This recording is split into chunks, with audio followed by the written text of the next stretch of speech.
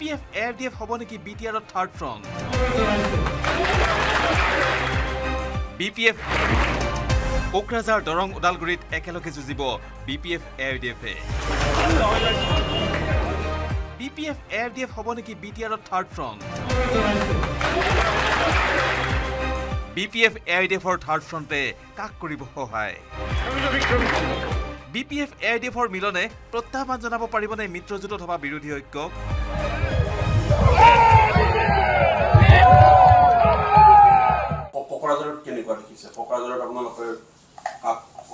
মই গোটেইকেইখনৰ কথাই কৈছোঁ যে তিনিখনৰ বাদে বাকী কেইখন আসনত আমাৰ ছাপোৰ্টাৰ সমৰ্থকসকল বিজেপিৰ বিৰুদ্ধে আছে বিজেপিৰ লগত যোৱাৰ প্ৰশ্নই নাই ৰাজ্যৰ দ্বিতীয় আৰু তৃতীয় পৰ্যায়ত অনুষ্ঠিত হ'ব ক্ৰমে দৰং ওদালগুৰি আৰু কোকৰাঝাৰৰ নিৰ্বাচন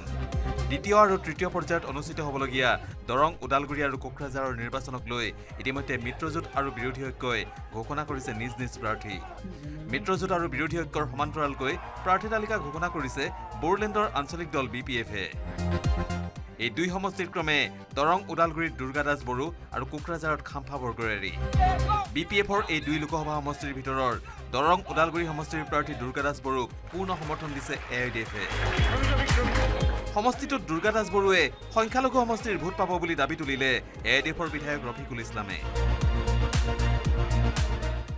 তিনিখন আসনত আমি ইলেকশ্যন খেলিম এতিয়া বাকী আসনবিলাকত আমি বিজেপি বিৰোধী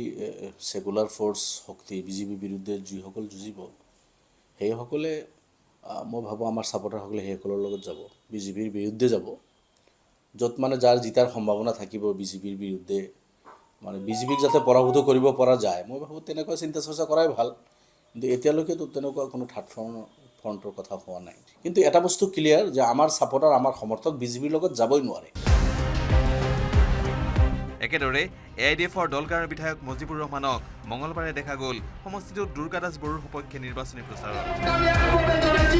সমষ্টিটোত নিৰ্বাচনী প্ৰচাৰ চলাই অধিক আত্মবিশ্বাসী দুৰ্গা দাস বড়ো আমিতো যোৱাকালি আমি যেনেকৈ দৰং পাৰ্টত আমি ঘূৰিলোঁ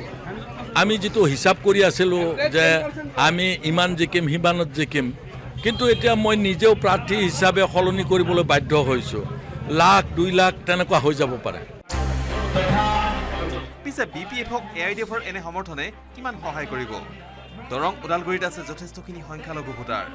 তেনে সময়ত সমষ্টিটোত AIUDF-এ BPF-ক সমৰ্থন যোগোৱা কাৰ্যই দুৰ্গা দাস বড়োৰ জয় নিশ্চিত কৰিব নে কংগ্ৰেছৰ ভোট বিভাজন কৰিব সেয়া এক ডাঙৰ প্ৰশ্ন যদি সংখ্যালঘুৰ ভোট বিভাজন হয় তেন্তে মুনাফা আদায় কৰিব নেকি বিজেপি প্ৰাৰ্থী দিলীপ শইকীয়া